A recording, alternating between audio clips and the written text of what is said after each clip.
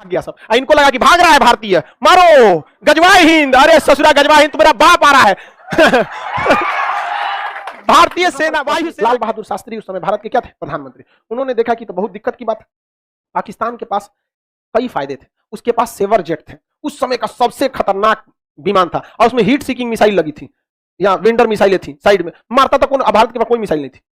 भारतीय जहाज में बंदूक लगा था और उसके पास हीट सीकिंग विंडर मिसाइलें थी, मार देती थी जहाज की इंजन सुन के। अब हवा में तो कहीं गर्मी का सवाल पैदा नहीं होता है, अगर गर्मी है मतलब जहाज का इंजन है, और उसी को सीकिंग मिसाइल थी, विंडर मिसाइलें मार देती थी। पाकिस्तान भारतीय जहाजों को मार के गिराने में सक्षम था। पाकिस्तान को अमेरिका ने पैटर्न टैंक दिया था, उस समय का सबसे खतरनाक टैंक, पूरी एशिया में कोई ऐसा हथियार ही नहीं था जो पैटर्न टैंक को मार के गिरा सकता था। पाकिस्तान का मनोबल 7वें आसमान पर, और भारत के सामने सब समस्या। 62 में बहुत बुरी तरह हारे थे, भारत में नेतृत्व की कमी थी, लाल बहादुर शास्त्री आए थे चुनाव से, तो अचानक है ना, लाल मृत्यु हो गई जवाहरलाल नेहरू की, ये आए, सूखा पड़ा हुआ था, पाकिस्तान में ऐसी कोई समस्या नहीं थी। पाकिस्तान ने देखा यही मौका है, पाकिस्तान ने यहां गुजरात पर हमला किया, कोई फायदा नहीं हुआ, कश्मीर में घुस के पूरा बवाल करा दिया कश्मीर में, और यहां ऑपरेशन जिब्राल्टर के तहत घुसा दिया। भारतीय सेना जब आई तो पाकिस्तान को वहां से मुंहतोड़ जवाब देना चालू किया, और यहां पर एक के दिन में जो ऑपरेशन जिब्राल्टर का जो हेड ऑफिस था, एक के दिन में उड़ा दिया।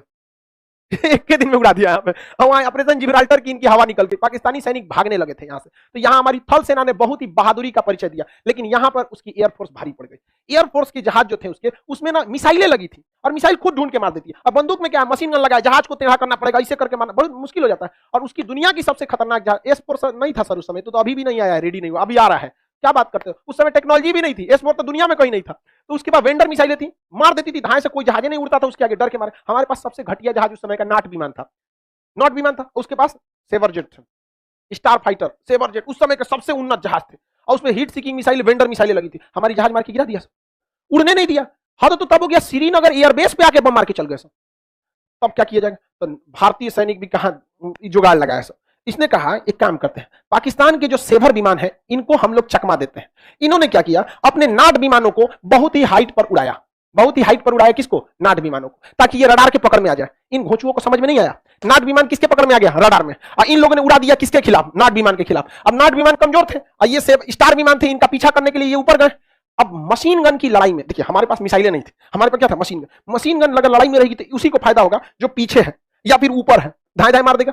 अब पता चला आप आगे हैं, पीछे पास वो है, तो घूमे के मारेंगे, इसे मार देगा पीछे से, और उसके पास तो मिसाइल है। तो भारत ने फंसाया, एयरफोर्स ने नाट विमानों को क्या किया? ऊपर भेजा, और इनको था कि तुम भागाना, रडार में ये पकड़ा गया, चल गए, और नीचे से भारत ने बाकी के 10 नाट विमान को नीचे से उड़ा दिया। इससे ये रडार में आईबे नहीं किया, इन घोचुओं को पता नहीं है, ये मारने गया सब उसको, ये मारने गया इसको, चल गया सब हाइट से इधर से, ले आइए इधर से क्या हो गया, सब भाग गया सब। इनको लगा कि भाग रहा है भारतीय, मारो गजवाए हिंद, अरे ससुरा गजवाए हिंद, तो मेरा बाप आ रहा है। भारतीय सेना, वायु सेना के नाट विमानों ने उस समय के सेवर जेट विमानों को इस तरह से मारा कि पाकिस्तानी एयरफोर्स ने कहा कि सेवर जेट विमान अब उड़ान नहीं भरेंगे। लोग समझे तो नहीं, इसे कहते हैं खौफ। क्या होता है यहां पर, और यह हमेशा से होता रहा है। अमेरिका में कमेटी बैठाई गई कि नाट विमान कैसे मार दिया रे उसको, स्टार विमान, नाट विमान, यही होते रहेगा। अब समस्या समझिए, उस चोट्टों के पास बहुत दुविधा थी, अगर वो इसके खिलाफ उड़ान नहीं भरेगा तो ऑलरेडी ये हाइट पे है, मार देगा, और उड़ान भर रहा है तो ये घेर के मारेगा, जाओगे कहां? समझे तो नहीं, दोनों हाथ में आगे खाई पीछे कुआं, मरोगे यहाँ पे।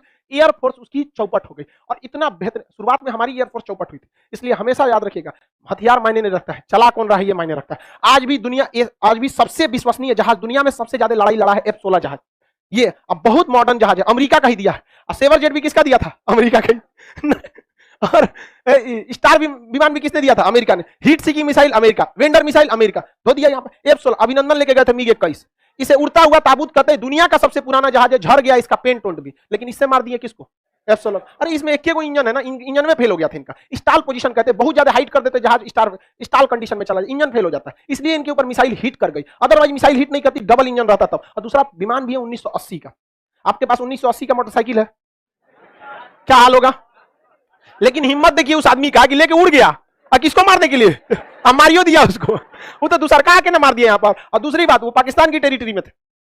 हिम्मत देखिए, उन सब के पास इतना उन्नत जहाज होने के बावजूद यहाँ नहीं आए, दौड़ा दिए वहां पर। अरे वो तो गलती हो गया ना, सुखोइया पीछे था, सुखोई 30 MKI थोड़ा सा पीछे था, नहीं तो उनका लाहौर में घुस के उनको तबाही मचा के आता। तो 65 के युद्ध में एयरफोर्स ने क्या कर दिया? धावा बोल दिया। और भारतीय सैनिक तो मनोबल आगे था ही। अरे भाई, एयरफोर्स के चक्कर में ना भारतीय सैनिक आगे नहीं बढ़ रहे थे। जब एयरफोर्स ने भारतीय सेना को कहा कि आप टेंशन मत लो, उनकी एक जहाज नहीं उड़ेगी, तो भारतीय सेना अगले दिन लाहौर पहुंच गई।